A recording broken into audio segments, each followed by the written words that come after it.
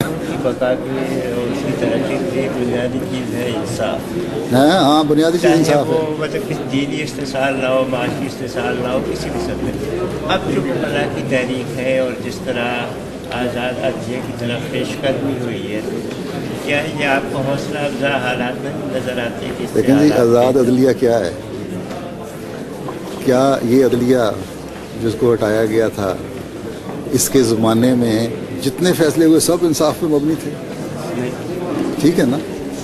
صرف آزاد عدلیہ تو یہی نعرہ ہے نا کہ جی جو جج بنایا گیا ہماری طرف سے اس کو کسی قانون کے تحت، ملک کا قانون یہ کہتا ہے یا جو بھی کوئی پاور کسی کو نہیں ملنی چاہیے کہ اس کو ہٹائے، کیونکہ اس طرح ہم اور مزید تباہی کی طرف جائیں گے.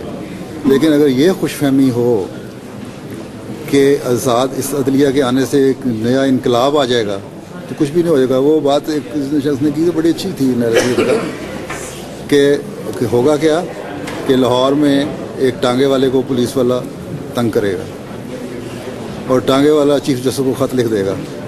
چیف جسٹس فوراً صبح موٹو ایکشن یہ لے کے تو اس پہ اوپر کارروائی شروع کر دے. اب chief justice of supreme court کا یہ کام نہیں کہ ٹانگے والوں کی باتیں سنیں، ایک لوور لیول پہ انقلاب لانے کی ضرورت ہوتی ہے.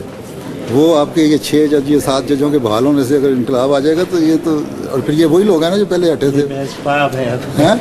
محض خواب ہے. ہاں، سوال یہ ہے کہ یہ لوگ کوئی نئی چیزیں آئیں گی، کوئی حکمت عملی بدل گئی ہے، چہرے بھی وہی، حکمت عملی بھی وہی ہیں.